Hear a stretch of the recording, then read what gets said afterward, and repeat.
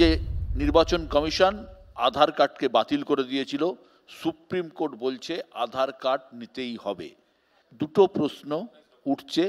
এক, নথি জাল হচ্ছে কিনা সেটা দেখার দায়িত্ব সরকারের। নথি জাল হচ্ছে বলে জনগণকে তার খেসারত দিতে বলা যায় না। আধার কার্ড জাল হচ্ছে, কখনো বলছে আধারের তথ্য চুরি হয়ে যাচ্ছে, এগুলো কি জনতার দেখার কথা? সুপ্রিম কোর্টের বক্তব্য, তাহলে তুমি আধারকে সব কিছুর সাথে লিঙ্ক করলে কেন? কেউ গ্যারান্টি দিয়ে বলতে পারবে যে যে 11টি নথির তালিকা নির্বাচন কমিশন দিয়েছে সেগুলো জাল হচ্ছে না বা জাল হয় না? প্রশ্ন অনেকগুলো উঠছে, প্রশ্ন উঠবে। পরের বক্তা বিজেপির পক্ষে দেবজিৎ সরকার।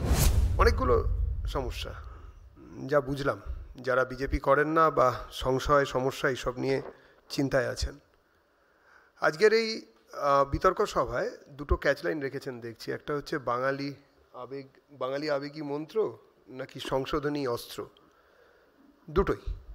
প্রথম কথা, বাঙালি আবেগ তো মন্ত্র বটেই, বাংলায় ভোট হবে, বাংলায় থাকবো। বাঙালি আনাটা তো শুধু একটা ভাষা নয়, বাংলায় কথা বললেই বাঙালি। তাহলে তো টিয়া পাখি যদি হরে কৃষ্ণ বলে আর কাকাতুয়া যদি গুড মর্নিং বলে, তাহলে টিয়া পাখি বাঙালি আর কাকাতুয়া ব্রিটিশ। সেরকম তো ব্যাপারটা নয়। ব্যাপারটা খুব পরিষ্কার। সেটা হচ্ছে যে বাঙালি সংস্কৃতি, বাংলা ভাষা, যারা বাংলায় নিজের নাম না রাখতে পারেন কিন্তু নিজের ছেলে মেয়েদের নাম রাখতে পারেন না, তারা বাংলায় কথা বললে বাঙালি হবেন তো? সঙ্গত প্রশ্ন ভাই, চেষ্টা করুন না। অনেক বছর তো হয়ে গেল, একসঙ্গে তো রইলাম, বাংলায় নাম রাখি, অসুবিধের কি আছে? একসময় হয়েছিল, ঠিক আছে। দ্বিতীয়ত, বাঙালি আর বাঙালি নিশ্চয়ই। যারা ধরুন, আমি যেমন আমার পূর্বপুরুষ ফরিদপুর থেকে পালিয়ে এসেছিলেন, দীপশিতার যদ্দূর জানি বরিশাল থেকে পালিয়ে এসেছিলেন, এবং যারা আমরা পালিয়ে এসেছিলাম, কেয়াদি সব পালিয়ে এসেছিলেন। কারা তাড়া করেছিল? কেন পালিয়েছিলাম? রাম মন্দির চেয়েছিলাম ওখানে দাঁড়িয়ে? দীপশিতার পূর্বপুরুষ বা আমার পূর্বপুরুষ বা কেয়াদির পূর্বপুরুষ রাম মন্দির চেয়েছিলাম? আমরা ওখানে কেউ বিজেপি করতাম? বলতে পারবেন নাকি? কেউ বলেছিলাম নাকি যে SIR করতে হবে, যারা বাঙালি তাদের সঙ্গে থাকবো না? তাহলে কারা তাড়ালো? কেন তাড়ালো? আমরা একটা কারণেই পালিয়ে এসেছিলাম। যদি আমাদের নামের পেছনে শেখ আর নামের পরে উদ্দিন বসে যেত না, তাহলে আমাদের পালাতে হতো না। আমরা পালিয়ে এসেছিলাম আমাদের বাড়ি থেকে, আমাদের পরিবার পরিজন নিয়ে, শালগ্রাম শিলা নিয়ে, দুর্গা পুজো করবো বলে, কালী পুজো করবো বলে। এরকম নয় যে দীপশিতার পূর্বপুরুষ ওপারে একটুখানি কম মার্কসিস্ট হতে পারতেন, এরকম নয়। আমরা ওখানে একটুখানি কম হিন্দু হতে পারতাম, এরকম নয়। যে আশুতোষের যারা কাউন্টার পার্ট রয়েছেন, যারা বাঙাল কাউন্টার পার্ট, আমার মতন, দীপশিতার মতন, কেয়াদির মতন, তারা একটুখানি ওখানে কম গান্ধীবাদী হতে পারতেন, তার জন্য নয়।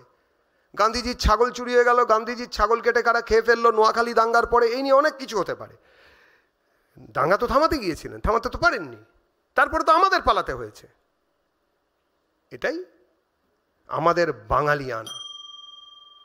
শ্যামাপ্রসাদ, আর বাংলায় যে কথা বলছি, শ্যামাপ্রসাদ মুখোপাধ্যায়, তিনি রবীন্দ্রনাথকে নিয়ে এসে প্রথম বাংলায় ভাষণ দেওয়া করিয়েছিলেন, দীক্ষান্ত ভাষণ। এবারে আসি একটুখানি ওই আমাদের SIR কেন হবে। সত্যি তো কি অন্যায় কথাবার্তা বলুন তো। আরে ভাই, 38 নম্বর সংশোধনটা একটু দেখি।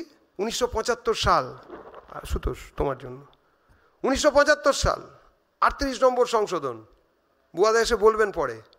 75-এর 38 নম্বর সংশোধন আনলেন ইন্দিরা গান্ধী। কোনো রকমভাবে প্রধানমন্ত্রীর বিরুদ্ধে কোনো মামলা করা যাবে না একবার যদি নির্বাচিত হয়ে যায়। বুধবার 5ই আগস্ট সংশোধন, মঙ্গলবার 5ই আগস্ট সংশোধনের প্রস্তাব এলো, বুধবার দিন পাস হয়ে গেল ধ্বনি ভোটে।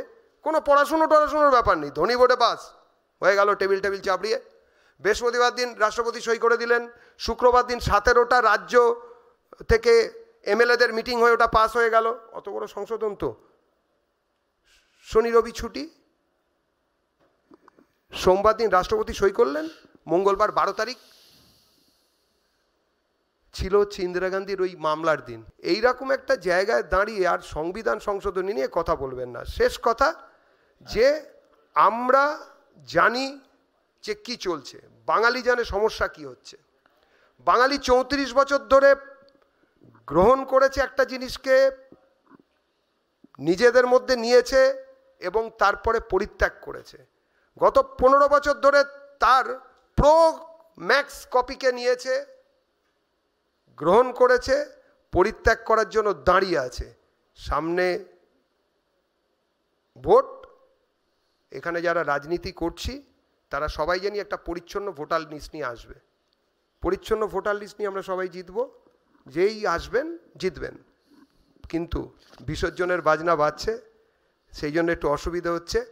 বাঙালি আর বাঙালিদের গুলিয়ে দেওয়া যাবে না। যারা বাঙালি, এই রাজ্যের যারা হিন্দু, যারা ওপার থেকে আমার দীপশিতা কেয়াদির মতন পালিয়ে আসা হিন্দু, আজকেও রাত্রে যারা পালিয়ে আসবেন তারাও, এবং এই রাজ্যের যারা মুসলিম, যারা স্বাধীনতার সময় থেকে এ রাজ্যেই আছেন, দেশের জন্য পাকিস্তানে চলে যাননি ধর্ম আলাদা বলে, তারা সবাই এই রাজ্যের ভোটার হবেন। বিজেপি তাদের সঙ্গে আছে, বাকিরা এখানে থাকবেন না।